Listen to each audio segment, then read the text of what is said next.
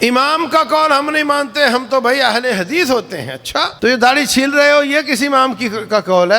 ابلیس کا قول ہے، وہ چاہتا ہے۔ ادھر تو تم کسی بڑے بڑے امام نیک پاک کو خاطر میں نہیں لاتے ہو، ادھر کیا ہوتا ہے؟ یہ کس کی مان رہے ہو؟ تو تقویٰ یہ ہے کہ ہر موقع پر جب اندر والا بولے اس کو آخری آواز سمجھو، اس کی مانو، نہ کہ اس کو جعلی قسم کے بہانے سنا کر کے چپ کروا دو۔ اس کا بولنا رحمت ہوتا ہے، اس کا چپ کر جانا یہ نقصان دہ ہوتا ہے۔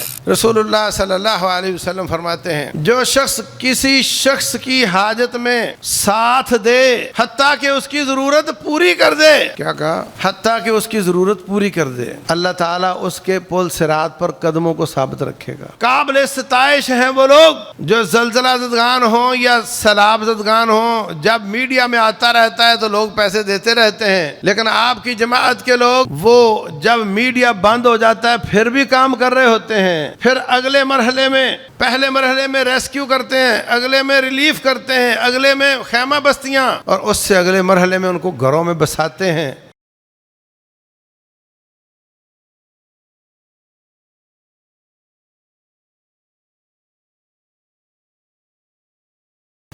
یقول اللہ سبحانہ وتعالی وَإِن مِّنكُمْ إِلَّا وَارِدُهَا كَانَ عَلَى رَبِّكَ حَتْمًا مَّقْضِيًّا ثُمَّ نُنَجِّي الَّذِينَ اتَّقَوْا وَنَذَرُ الظَّالِمِينَ فِيهَا جِثِيًّا۔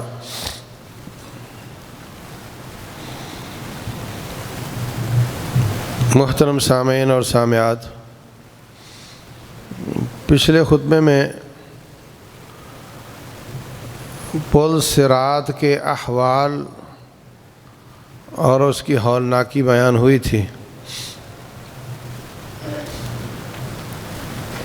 آج میں عرض کروں گا کہ وہاں نجات پانے کے کیا طریقے ہیں، نجات کیسے ملے گی۔ میں نے عرض کیا تھا کہ عبداللہ بن رواحہ رضی اللہ عنہ اب بیمار ہو گئے، اپنی بیوی کی گود میں سر رکھا ہوا ہے اور رو رہے ہیں۔ کہنے لگی کہ آپ کا اتنا مقام ہے، آپ نبی کے صحابی ہیں، نیک ہیں، نمازی ہیں، مومن ہیں، اتنا بڑا مقام ہے آپ کا ساتھی ہونا، آپ کیوں رو رہے ہیں؟ تو کہنے لگے کہ اللہ فرماتے ہیں کان علی ربک حتما مقضیہ، جہنم کے اوپر پل ہے اور جو اس کے اوپر سے گزرے گا وہ جہنم پر سے گزرے گا، جو اس سے گرے گا وہ سیدھا آگ میں جائے گا۔ تو جہنم میں سے گزرنا تو یقینی ہے، حتما مقضیہ، حتمی فیصلہ ہے اللہ تعالیٰ کا۔ ثم ننجی الذین اتقوا، پھر نجات پانا غیر یقینی ہے، معلوم نہیں، نجات ملتی نہیں، جانا یقینی ہے اور نکلنا غیر یقینی ہے، اس لیے رو رہا ہوں، اس لیے رو رہا ہوں۔ تو میرے محترم بھائیوں، آج ہم دیکھیں کہ وہ کون سے اسباب ہیں جن کی وجہ سے ہم نجات پا سکیں گے۔ یہ پہیلیاں نہیں ہیں، یہ ضعیف روایتیں نہیں ہیں، یہ قرآن حکیم کی آیات ہیں جو لا ریب ہیں، اور ہمارا ایمان ہے کہ قرآن سچا ہے، اس میں جو کچھ لکھا ہے ایسا ہی ہونا ہے۔ تو نجات پانے کا ایک طریقہ تو رب ذوالجلال نے خود اس آیت میں بیان کیا ہے، ثم ننجی الذین اتقوا، تقوی والوں کو ہم نجات دیں گے۔ تقوی کیا ہے؟ کعب الاحبار سے عمر بن خطاب رضی اللہ عنہ نے پوچھا کہ تقوی کیا ہے؟ کہنے لگے کہ کبھی آپ جنگل سے گزرے ہیں؟ جی گزرے ہیں۔ کیسے گزرتے ہیں؟ کہا اپنے کپڑے اکٹھے کر کے ساتھ جوڑ کر کہ ادھر کی جھاڑی بھی زخمی نہ کر دے، ادھر کا کانٹا بھی نہ لگ جائے، آڑے تیڑے ہو کر نکلتے ہیں۔ کانٹوں سے بچتے بچاتے، کہا ایسے ہی گناہوں کے کانٹوں سے بچتے بچاتے اس جہان سے نکل جاؤ تو اس کا نام تقویٰ ہے۔ وہ گناہ آپ کے کپڑے نہ پھاڑ دیں، وہ گناہ آپ کے جسم کو زخمی نہ کر دیں، اور وقت گزرنے کے ساتھ ساتھ کانٹے بڑھتے چلے جا رہے ہیں۔ کانٹوں کا ایک مجموعہ ہم نے اپنی جیب میں ڈالا ہوا ہے موبائل کی شکل میں۔ جب بھی دیکھو کوئی نہ کوئی گناہ کرو، جب بھی دیکھو کوئی نہ کوئی گناہ کرو۔ آپ سمجھتے ہوں گے کہ بے حیائی کی چیز دیکھو گے تو گناہ ملے گا۔ آپ فلاں سیاستدان کے خلاف فارورڈ کر دو، اس کے خلاف یہ میسیج فارورڈ کر دو، کسی کا مذاق اڑایا جا رہا ہے 10 گروپوں میں بھیج دو، کسی پر کرپشن کا الزام ہے 10 گروپوں میں بھیج دو، کسی پر بدکاری کا الزام ہے 10 گروپوں میں بھیج دو۔ یہ ساری چیزیں دے کر چھوٹنا ہوگا۔ رسول اللہ صلی اللہ علیہ وسلم فرماتے ہیں، تدرون من المفلس، جانتے ہو غریب کنگلا کون ہوتا ہے؟ کہا جس کے پاس پائی پیسہ نہ وہ غریب ہوتا ہے۔ فرمایا نہیں، میری امت کا مفلس وہ ہے جو قیامت والے دن پہاڑوں جیسی نیکیاں لے کر آئے گا۔ یہ کہے گا ضرب ھذا اکل مال ھذا وسفک دم ھذا وقذف ھذا، یہ کہے گا اس نے مجھ پہ الزام لگایا تھا، وہ کہے گا اس نے مجھے تھپڑ مارا تھا، وہ کہے گا اس نے میرا مال ہڑپ کیا تھا۔ یعطیٰ ھذا من حسناتہ وھذا من حسناتہ، سب کو اس کی نیکیوں میں سے دے دیا جائے گا، حتیٰ کہ اس کی نیکیوں کا پہاڑ ختم ہو جائے گا۔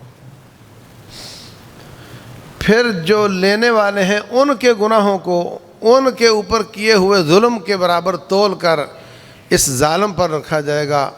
دیکھتے ہی دیکھتے اس کی نیکیوں کا پہاڑ گناہوں کا پہاڑ بن جائے گا اور اس کو آگ میں ڈال دیا جائے گا۔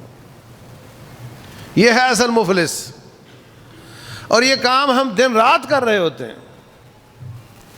آپ نے مجھے پوسٹ بھیجی، میں نے دیکھنا تو ہے نا، پتہ نہیں اس نے بھیجی کیا ہے اس میں۔ وہ گناہ تھا، وہ تہمت تھی، وہ چغلی تھی، وہ جھوٹ تھا، وہ الزام تھا۔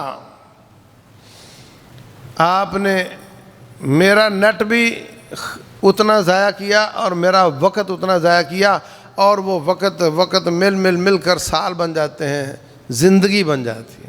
آپ نے میری زندگی ضائع کی، اور 10 منٹ کا کلپ مجھے بھیج کر میری 10 منٹ کی زندگی ضائع کی، اور 10 گروپوں میں جن لوگوں تک گیا ان کی 10 منٹ کی ضائع کی۔ اور کسی کی زندگی کو ضائع کرنا قتل ہوتا ہے کہ نہیں؟ آپ قاتل ہیں لوگوں کے۔ قتل کرنے سے کیا ہوتا ہے؟ زندگی ختم ہو جاتی ہے نا، آپ نے ان کی زندگی ضائع کی ہے۔ یہ گناہوں کا مجموعہ ہے۔ تقویٰ یہ ہے کہ گناہوں سے بچ کر زندگی گزاری جائے۔ یاد رکھو، انسان کے اندر ایک منصف بیٹھا ہوا ہے۔ کافر کے اندر بھی ہوتا ہے، مسلمان کے اندر بھی ہوتا ہے۔ جب آپ گناہ کرنے لگتے ہو وہ اندر سے بولتا ہے، باز آ جا، غلط کر رہے ہو تم، یہ ٹھیک نہیں ہے۔ پھر آپ اس کو الٹے سیدھے اسباب اور بہانے بنا کر کے مطمئن کرنے کی کوشش کرتے ہو، آپ جسٹیفیکیشن کرتے ہو اس کی، نہیں چونکہ اس نے یہ کیا تھا اس لیے میں یہ کر رہا ہوں، چونکہ لوگ یہ کر رہے ہیں اس لیے میں کر رہا ہوں، تو ساری دنیا کر رہی ہے تو میں کیا کروں گا، میرے کرنے سے کیا ہوگا، جب سب کر رہے ہیں تو میں بھی کر رہا ہوں۔ آپ اس کو مختلف قسم کی بھونڈی قسم کی دلیلیں دیتے ہیں، پھر وہ اندر والا چپ ہو جاتا ہے۔ جب وہ چپ ہو جاتا ہے تو پھر آپ کے بند کھل جاتے ہیں، پھر آپ جو چاہو کرتے جاؤ۔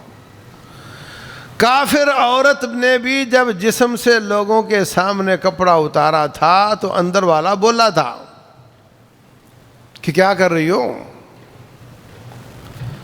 لیکن اس نے اس کو تسلی دی کہ سارا معاشرہ یہ کام کر رہا ہے۔ اس کے بعد جب وہ بند ٹوٹ جاتا ہے تو پھر کوئی رکاوٹ نہیں رہ جاتی۔ اذا لم تستحی فاصنع ما شئت، رسول اللہ صلی اللہ علیہ وسلم فرماتے ہیں جب حیا کی رکاوٹ جاتی رہے تو پھر جو چاہو کرتے چلے جاؤ، پھر ہر چیز کی توقع کی جا سکتی۔ جب آپ نے پہلی بار داڑھی چھیلی تھی تو وہ بولا تھا کہ کیا کر رہے ہو، اور ساتھ دوست بیٹھا کہا نہیں کچھ نہیں ہوتا، ہم نے بھی تو کیا ہے نا۔ گناہ دلیل نہیں ہوتا۔ آپ لوگوں کا تو عقیدہ ہے کتاب و سنت ہی دلیل ہوتی ہے، امام کا قول دلیل نہیں ہوتا۔ امام نیک پاک نمازی توحید والا امام، اس کا قول دلیل نہیں ہوتا، آپ کسی کو خاطر میں نہیں لاتے۔ ابلیس کا قول دلیل ہو جاتا ہے، ابلیس دلیل بن جاتا ہے۔ امام کا قول ہم نہیں مانتے، ہم تو بھائی اہل حدیث ہوتے ہیں۔ اچھا، تو یہ داڑھی چھیل رہے ہو یہ کسی امام کا قول ہے؟ ابلیس کا قول ہے، وہ چاہتا ہے۔ ادھر تو تم کسی بڑے بڑے امام نیک پاک کو خاطر میں نہیں لاتے ہو، ادھر کیا ہوتا ہے؟ یہ کس کی مان رہے ہو؟ تو تقویٰ یہ ہے کہ ہر موقع پر جب اندر والا بولے اس کو آخری آواز سمجھو، اس کی مانو، نہ کہ اس کو جعلی قسم کے بہانے سنا کر کے چپ کروا دو۔ اس کا بولنا رحمت ہوتا ہے، اس کا چپ کر جانا یہ نقصان دہ ہوتا ہے۔ جب انسان کا ضمیر بولتا ہے تو وہ نفس لوامہ ہوتا ہے۔ نفس لوامہ پر محنت کر کے اس کی بات کو رد نہ کیا جائے، اس کی بات کو مانا جائے، جس گناہ سے وہ روکتا ہے اس سے رکا جائے، اور مزید کتاب و سنت کو پڑھ کر اس پر عمل کر کے بہتر کیا جائے تو وہ نفس مطمئنہ ہو جاتا ہے۔ یا ایتھا النفس المطمئنہ ارجعی الی ربک راضیۃ مرضیہ۔ اور اگر اس کی بات کو نہ مانا جائے پھر وہ نفس امارہ بالسوء ہو جاتا ہے۔ ایک وقت تک ایک شخص آپ کو برائی سے روکتا تھا، برطانیہ میں چلا گیا، وہاں جا کر کے اس کو سب برا لگ رہا تھا۔ پھر سال دو گزرے تو اس کے ناک کی بو ختم ہو گئی، اب وہ نمک کی کان میں نمک ہو گیا، اب وہ سب ان کے ساتھ چلتا ہے، ہر کام میں ان کے ساتھ چلتا ہے۔ یہ نفس امارہ بالسوء ہے، یہ برائی پر ابھارنے والا ہے۔ پہلے یہ برائی سے روکنے والا تھا، اب یہ برائی پر ابھارنے والا ہے۔ تو آپ نے آپ کا اندازہ لگاؤ آپ کہاں کھڑے ہو۔ آپ کا دل مطمئن ہے جو نیکی کی تلقین کرتا ہو، آپ کا دل وہ لوامہ ہے کہ وہ ملامت کرتا ہو برائی پر، یا آپ کا دل برائی کی ترغیب دیتا ہے، برائی پر آپ کو ابھارتا ہے۔ یہ پہلا ڈیفینسو سسٹم ہے اللہ تعالیٰ کا۔ باہر سے آنے والا ناصح، واعظ، نصیحت کرنے والا وہ بعد میں آئے گا، پہلے اللہ تعالیٰ نے اندر ایک بٹھایا ہوا ہے۔ یہی آپ کا دل ہے، یہی ضمیر ہے، یہی عقل ہے۔ عقل کا معنی باندھ دینا۔ عرب لوگ جو سر پہ وہ کالے رنگ کی رسی باندھتے ہیں اس کو اقال بولتے ہیں۔ یہ رسی اصل میں اونٹ کا گھٹنا باندھنے کے لیے ہوتی تھی، یا اونٹ کے گھٹنے پر ہوتی تھی، پھر سنبھالنے کے لیے اپنے سر پر باندھ لیتے تھے۔ سر سے اتاری تو اونٹ کے گھٹنے کو باندھ دی۔ اقال کا معنی باندھنے والی رسی۔ عقل انسان کو باندھ دیتی ہے۔ آج بھی جتنا بھی گیا گزرا معاشرہ ہے یورپ کا، وہاں کوئی سارے کپڑے اتار کے روڈ پہ نہیں چل سکتا، فوراً پولیس اس کو پکڑ لے گی کہ عقل کے خلاف ہے، دین نہیں ہے ان کے پاس، دین نہیں ہے مگر عقل کے خلاف ہے۔ تو انسان کو پہلے اس کا ضمیر، اس کی عقل، اس کا دل منع کرتا ہے، وہ باز نہ آئے تو پھر باہر سے نہ سے آتا ہے، عالم دین کی بات، طالب علم کی بات وہ منع کرتا ہے۔ جب کوئی شخص نہ اس کی مانے نہ اس کی مانے تو پھر اللہ تعالیٰ کا خوف اس کا جاتا رہتا ہے، پھر وہ جو چاہے کرتا رہے، پھر اس سے ہر گناہ کی توقع ہو سکتی ہے۔ کوئی کہے نہیں وہ بندہ یوں نہیں کر سکتا، وہ کر سکتا ہے، اس لیے کہ وہ ساری حدیں پار کر چکا ہے۔ ساری عبادات کا جوہر اور نتیجہ تقویٰ ہے، اللہ تعالیٰ کا خوف۔ اللہ فرماتے ہیں وَيُحَذِّرُكُمُ اللَّهُ نَفْسَهُ، اللہ تمہیں اپنے آپ سے ڈراتا ہے، ڈر جاؤ اس سے۔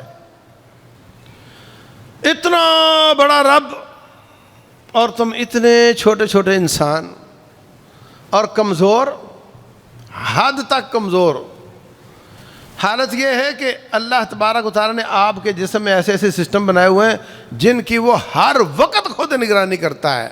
وَيُرْسِلُ عَلَيْكُمْ حَفَظًا، حفاظت کرنے والے فرشتے بھیجتا ہے۔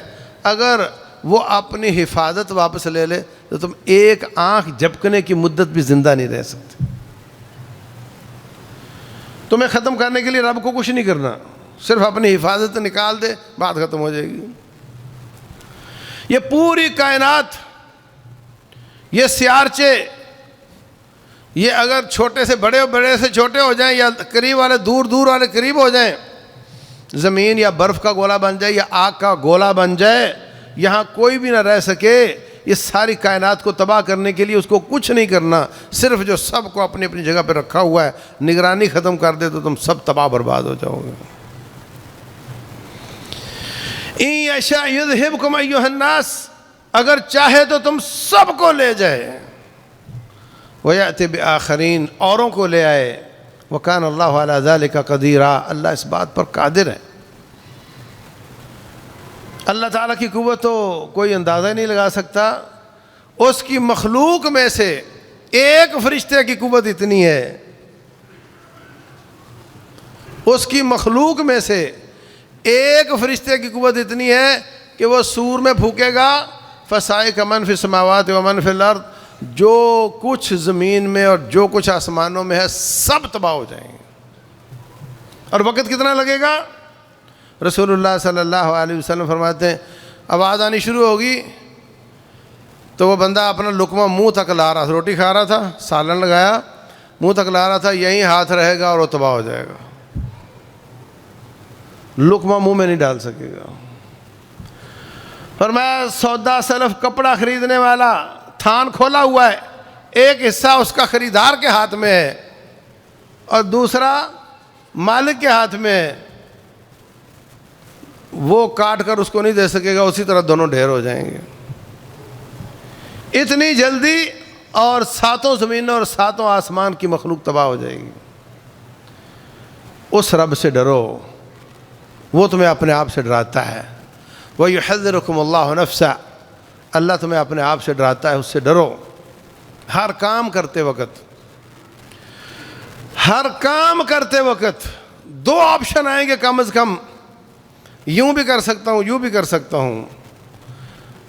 یہ کام کروں تو علماء کو اس میں اشکال ہے، کچھ اس کو منع کر رہے ہیں، یہ کروں تو اس میں میرا دل بھی مطمئن ہے۔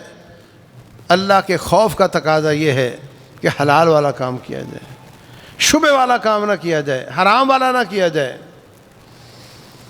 صرف تجارت نہیں، آپ دن میں 10 کام کرتے ہیں، ہر کام میں آپ کو نظر آئے گا کہ اس میں تقوی والی شکل کون سی ہے، اللہ سے خوف والی شکل کون سی ہے۔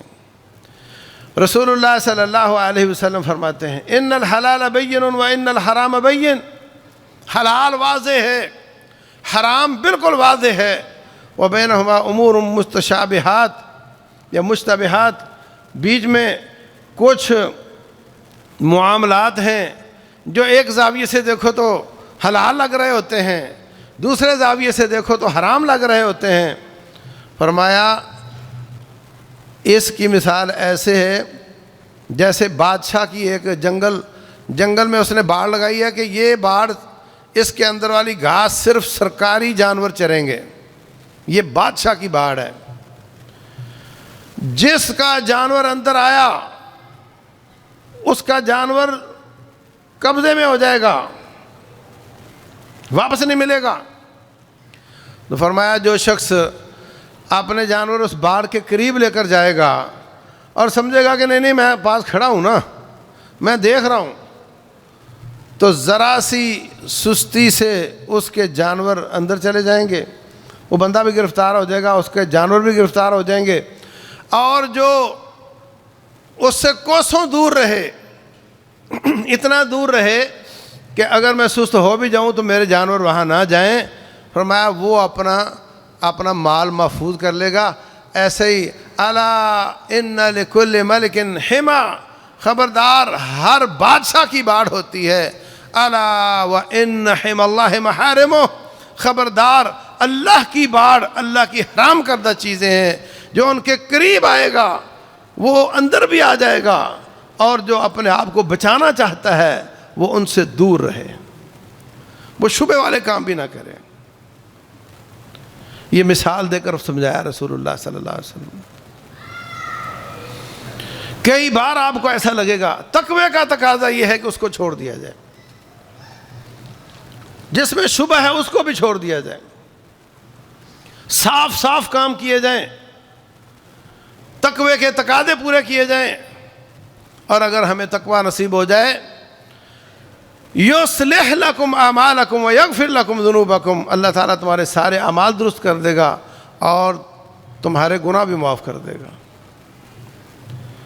تو ایک چیز ہے تقوی، اس پر بات کی جائے تو بہت لمبی ہو جائے گی۔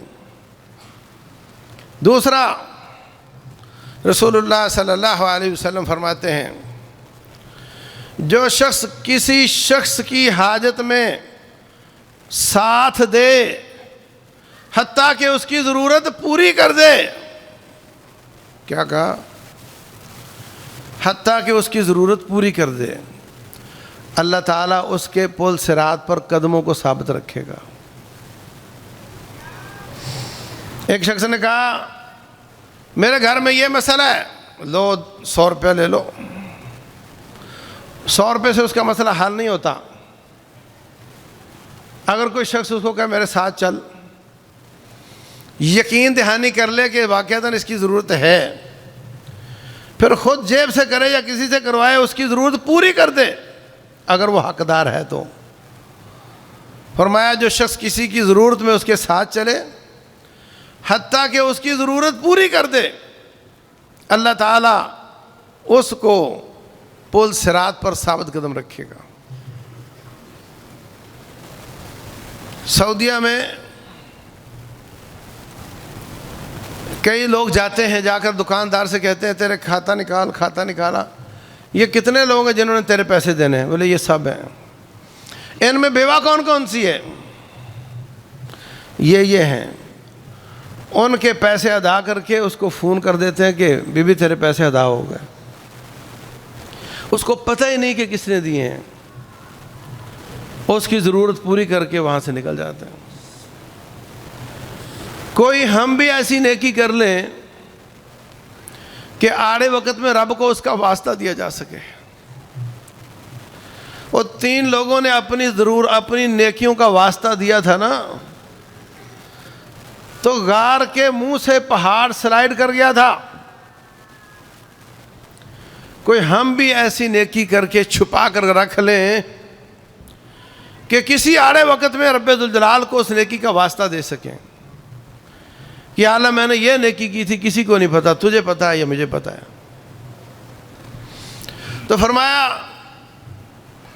لَأَنْ أَمْشِي مَعَ أَخِي فِي حَاجَتِهِ أَحَبُّ إِلَيَّ مِنْ أَنْ أَعْتَكِفَ فِي الْمَسْجِدِ شَهْرًا۔ یہ دونوں روایتیں طبرانی کی ہیں اور منذری نے ترغیب و ترہیب میں بھی بیان کی ہیں۔ رسول اللہ صلی اللہ علیہ وسلم فرماتے ہیں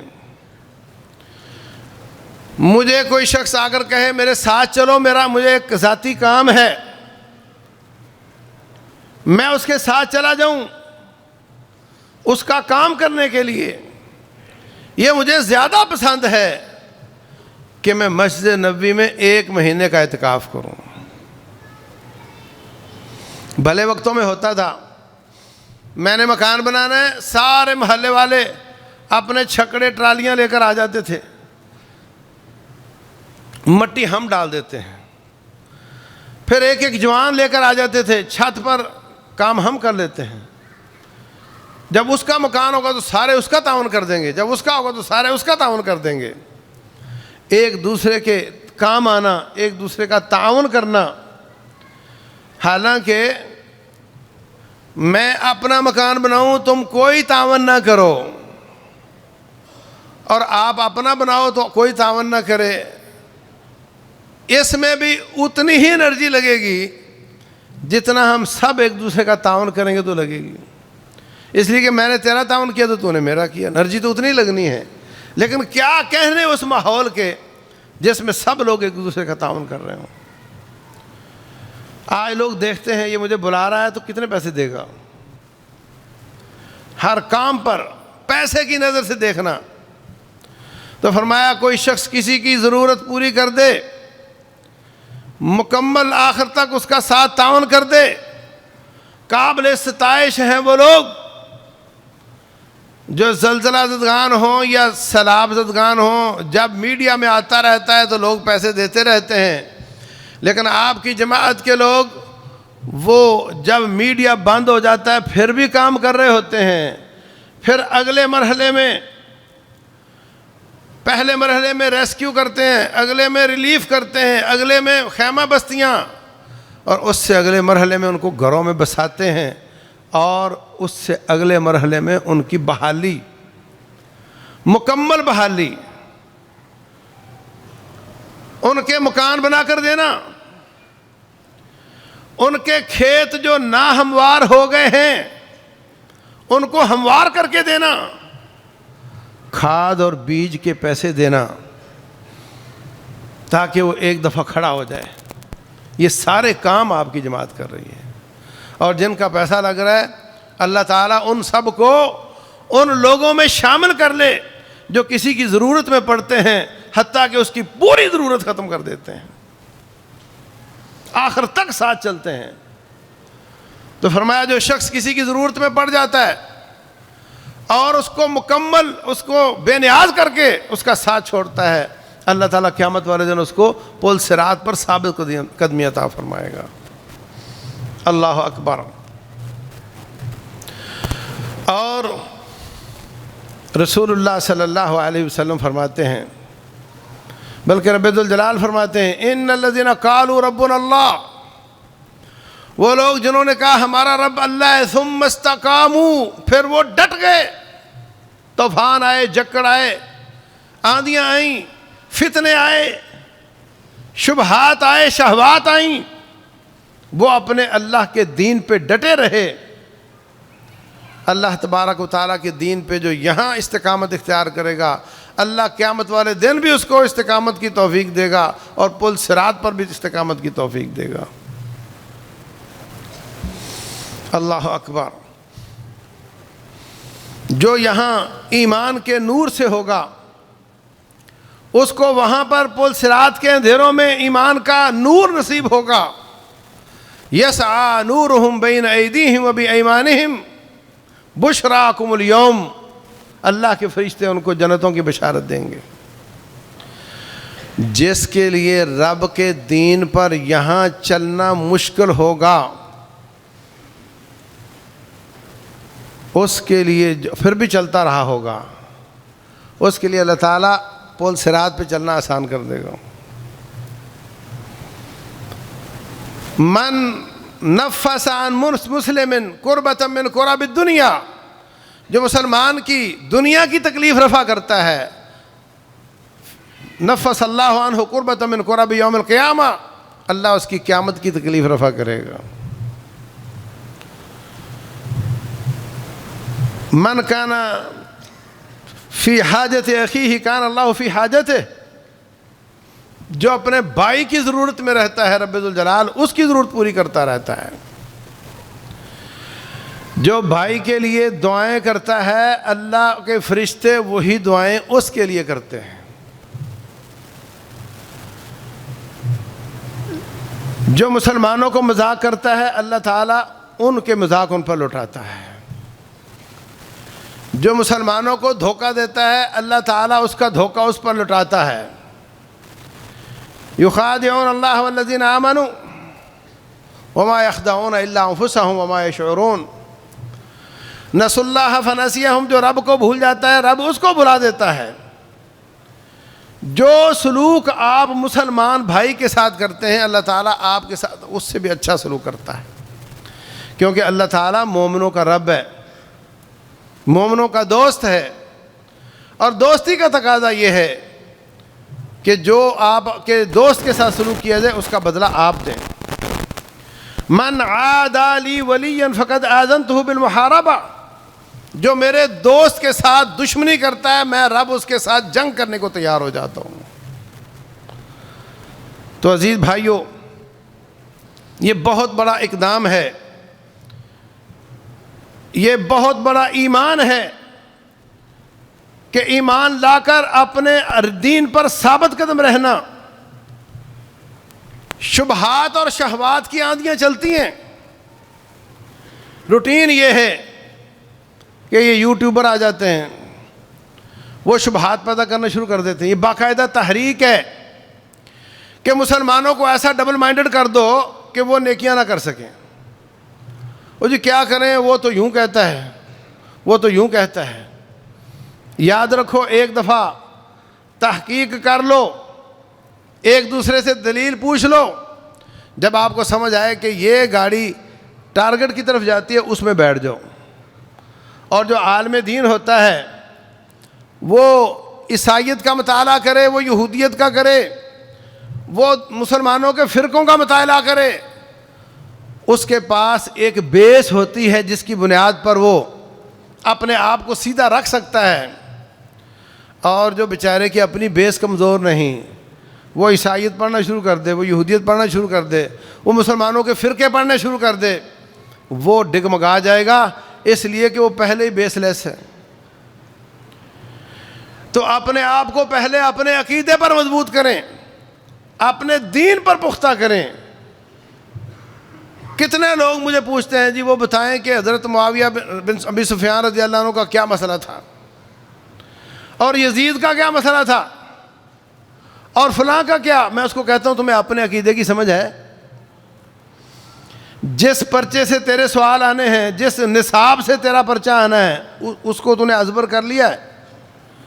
تھوڑا سا وقت ہے. جو بچہ پیپر کے دنوں میں ناول پڑھتا رہتا ہے فیل ہو جاتا ہے. یہ پیپر کے دن ہیں, ان میں آپ وہ دین پڑھیں جو آسمان سے آیا ہے. اور یہ ان کا کیا مسئلہ تھا, یہ آپس میں کیا کرتے تھے, اس کا کیا, چھوڑ دو ان کو. ایسے یوٹیوبروں کو بھی چھوڑ دو, ایسے فتنے بازوں کو بھی چھوڑ دو, اور اپنے عقیدے اور اپنے عمل, اپنی پاکی پلیدی, اپنی عبادات کو پڑھو. اتنا دین کا علم حاصل کر لو جتنا کہ ہر مسلمان پر فرض ہے. جتنا ہر مسلمان پر فرض ہے اتنا دین حاصل کرو, ورنہ آپ پیچھے رہ جاؤ گے. آپ کو اپنا نصاب وہ پڑھنا چاہیے, اور وہ اللہ کا قرآن اور نبی صلی اللہ علیہ وسلم کا فرمان ہے. تو اسی طرح کیا میں نے عرض کیا ہے, کسی کی حاجت پوری کرنا, تقوی اختیار کرنا, ایمان پر استقامت اختیار کرنا, اور چوتھی چیز ہے مسجدوں کے ساتھ جڑے رہنا. رسول اللہ صلی اللہ علیہ وسلم فرماتے ہیں جو شخص مسجدوں کے ساتھ جڑا رہتا ہے حتیٰ کہ مسجد کو اپنے گھر کی طرح بنا لیتا ہے, جیسے ہم چھوٹ کر گھر جاتے ہیں, کوشش ہوتی ہے کہ جلدی ہو جلدی گھر جائیں, اس طرح کی فکر اس کو مسجد میں آنے کی ہو. آپ کو یہ تو وہ کر سکتا ہے جس کو کوئی کام نہ ہو, نہیں, جس کو بہت زیادہ کام ہو وہ بھی یہ کام کر سکتا ہے. اور بسا اوقات اس کو کوئی کام نہیں، وہ بھی یہ کام نہیں کر سکتا۔ جتنے ریٹائر پرسن ہیں ان کو کوئی خاص کام نہیں ہوتے، مگر ان کا مسجد میں دل نہیں لگتا، کبھی نائی کے پاس، کبھی تاش کے پھٹے پہ، کبھی ادھر کبھی ادھر، وہ جی کیا کریں جی، ٹائم نہیں پاس ہوتا ٹی وی کے آگے۔ فرمایا جو شخص مسجد سے دل لگا لیتا ہے، مسجد کی اتنی فکر جتنی اپنے گھر کی فکر ہے، مسجد کی اتنی لگن جتنے اپنے گھر کی لگن ہے، مسجد جانے کا اتنا شوق جتنے اپنے گھر کا شوق ہے، تو فرمایا اس کو بھی اللہ تعالیٰ اس کے لیے پل صراط سے گزرنے کی اللہ تعالیٰ نے ضمانت دی ہے۔ یہ لفظ ہیں، اللہ نے اس کی پل صراط سے صحیح سلامت گزرنے کی ضمانت دی ہے۔ اللہ اکبر۔ رسول اللہ صلی اللہ علیہ وسلم کا یہ بھی فرمان ہے، فرمایا جو شخص مسجد کے ساتھ جڑ جاتا ہے، اذا خرج منہ حتی یعود الیہ، جب مسجد سے نکلتا ہے تو ایسے جیسے مچھلی پانی سے نکل گئی، واپس آتا ہے تو سکون پاتا ہے۔ فرمایا ان 7 میں سے ہوگا جن کو اللہ تعالیٰ 50,000 سال اپنے عرش کا سایہ نصیب فرمائے گا۔ ہماری مسجدیں ویران، آدھے گھنٹے کے لیے کھل کے تالا، مسجدوں سے محبت کوئی نہیں۔ اعتراض مسجد والوں نے یہ نہیں کیا، بھی مسجد والے کون ہوتے ہیں؟ تو مسجد والا نہیں ہے؟ مسجد میں صفائی نہیں تو کر لے، تیرا فرض نہیں بنتا۔ مسجد والے کون ہوتے ہیں؟ سب مسجد والے ہیں، اور پل صراط سے گزرنے کی ضمانت اس کو ہے جو مسجد کو گھر سمجھتا ہے، اپنے آپ کو مسجد والا سمجھتا ہے۔ رسول اللہ صلی اللہ علیہ وسلم نے مسجد کی دیوار پہ تھوک دیکھا، کسی نے تھوکا ہوا تھا، آپ نے کسی کو نہیں حکم دیا، خود گئے، ایک لکڑی اٹھائی، اس کے ساتھ اس تھوک کو صاف فرمایا۔ مسجدوں کی صفائی ایک عورت کیا کرتی تھی، صحیح بخاری میں، فوت ہو گئی، لوگوں نے دفن کر دیا، آپ نے فرمایا وہ بی بی نظر نہیں آتی، کہنے لگے جی آپ تو، آپ کی تو بڑی شان ہے اور آپ بڑے مصروف رہتے ہیں، تو وقت ایسا تھا ہم نے آپ کو اٹھانا مناسب نہیں سمجھا، وہ فوت ہو گئی تھی، ہم نے جنازہ پڑھا، دفن کر دی۔ فرمایا مجھے کیوں نہیں بتایا؟ مجھے مسجد اس کی قبر دکھاؤ۔ آپ نے وضو فرمایا، اپنے ساتھیوں کو ساتھ لیا، قبر پر کھڑے ہو کر آپ نے اس عورت کا جنازہ پڑھا۔ اتنی شان اس کی کیوں ہے؟ کانت تقم المسجد، اس لیے کہ وہ مسجد کی صفائی کیا کرتی تھی۔ فَأَمَرَ بِالْمَسَاجِدِ فِي الدُّورِ، آپ نے محلوں میں مسجدیں بنانے کا حکم دیا۔ وَأَن تُطَيَّبَ وَتُطَهَّرَ، اور مسجدوں کو پاک صاف رکھا جائے، خوشبو لگا کے رکھا جائے۔ مسجد میں آؤ تو آپ کا دل لگے وہاں بیٹھنے کو، مسجدوں سے وحشت نہ ہو، مسجد ایسی ہو کہ اس میں آپ کا دل لگے۔ مسجدوں میں پھول بوٹے نہیں بنانے، زخرفہ نہیں کرنا، یہ یہودیوں کی نشانی ہے۔ لا تزخرفنھا کما زخرفت الیہود، فرمایا تم بھی مسجدوں کو ایسے سجانا شروع کرو گے جیسے یہودیوں نے سجایا تھا، لیکن پاک صاف رکھو، اس کے ساتھ دل لگاؤ۔ اسی طرح 5ویں چیز رسول اللہ صلی اللہ علیہ وسلم نے فرمایا مظلوم کی مدد کرنا۔ جو مظلوم کی مدد کرتا ہے اللہ تعالیٰ قیامت والے دن اس کو صحیح سلامت پل صراط سے گزرنے کی توفیق دے گا۔ ہمارے پاس لوگ کام لے کر آتے ہیں، میرے ساتھ زیادتی ہوئی، ہم کہتے ہیں کون اس جھنجٹ میں پڑے، وہ ظالم میرا واقف ہے، وہ میرے حلقے کا ہے، اس کے بڑے ووٹ ہیں، تو میں اس کا ساتھ کیوں دوں؟ ہم اس کو ٹرکھانے کی کوشش کرتے ہیں، میں بڑا مصروف ہوں، میں تیرا ساتھ کیسے دوں؟ فرمایا جو مظلوم کا تعاون کرتا، اس کے ظلم کو واپس دلانے کی کوشش کرتا ہے، اللہ تعالیٰ اس کو بھی پل صراط سے گزرنے کی، صحیح سلامت گزرنے کی توفیق عطا فرمائے گا۔ اور یہ وہ کام ہیں جو بعض کام چھوٹے چھوٹے ہوتے ہیں، بعض بڑے بڑے ہوتے ہیں۔ رسول اللہ صلی اللہ علیہ وسلم حکمران بھی ہیں، امام الانبیاء بھی ہیں، یہ چھوٹا سا کوئی ناظم ہو، کوئی گورنر ہو، کوئی وزیر اعلیٰ کتنا مصروف ہوتا ہے، اس کی مصروفیت کتنی زیادہ ہوتی ہے۔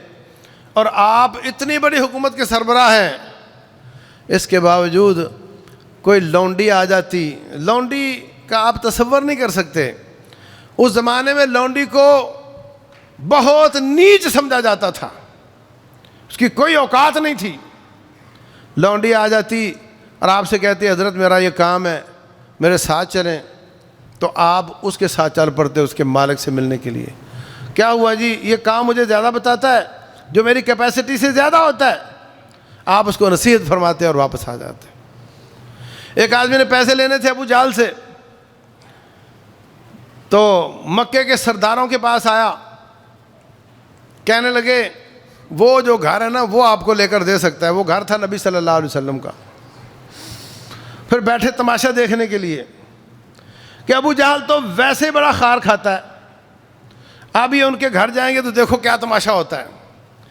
ان کو یقین تھا کہ نبی کی ڈکشنری میں نہیں ہے۔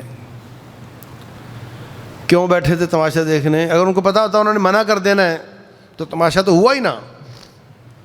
ان کو یقین تھا کہ آپ کی ڈکشنری میں نہیں ہے۔ کہتا جی میں نے فلاں آئی آپ کے پڑوسی سے پیسے لینے دے نہیں رہا، فرمایا چل میں تیرے ساتھ چلتا ہوں۔ ابو جہل کو دستک دی، باہر نکلا، کہا اس کے پیسے، الٹے پاؤں واپس گیا، جا کر پیسے نکال کر دے دیے۔ تماشا پھر بھی نہ ہوا۔ وہ کہنے لگے وہ چودھری تمہیں کیا ہو گیا تھا؟ وہ آئے اور تو نے بڑا اچھا بچہ بن کر پیسے دے دیے۔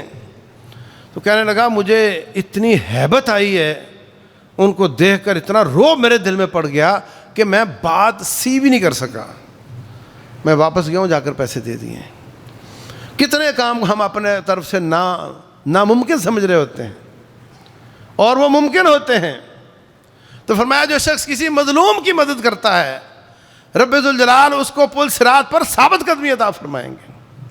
یہ وہ کام ہے جو ہمارے کئی کام ان میں سے بس کی بات ہوتی ہے۔ بے شمار مظلوم کی مدد پنچایتی طریقے سے ہو جاتی ہے اور وہاں کسی کے پیسے نہیں لگتے۔ آؤ بھی تم بھی آؤ، بھی تم بھی آؤ، بیٹھو ذرا پنچایت کرنی ہے، یہ مسئلہ ہے اس بھائی کا، اپنے اپنے محلوں میں پنچایت بناؤ، مظلوموں کی مدد کرو۔ جو شخص مانگنے کے لیے آتا ہے اس کی تحقیق کرو، اگر وہ حقدار ہو تو اس کا پورا تعاون کرو، اس کو باقاعدہ قدموں پہ کھڑا کرنے کی کوشش کرو۔ یہ تکافل کا ایک سسٹم ہے۔ تو انشاءاللہ رب ذوالجلال کے فضل و کرم سے ہم ایسے ہی اس باریک پل صراط سے گزر جائیں گے اور نبی صلی اللہ علیہ وسلم کے ساتھ جنتوں کے وارث بن جائیں گے۔ اللہ تبارک و تعالی سمجھنے اور عمل کرنے کی توفیق دے۔ واللہ اعلم، وصلی اللہ وسلم وبارک علی نبینا محمد۔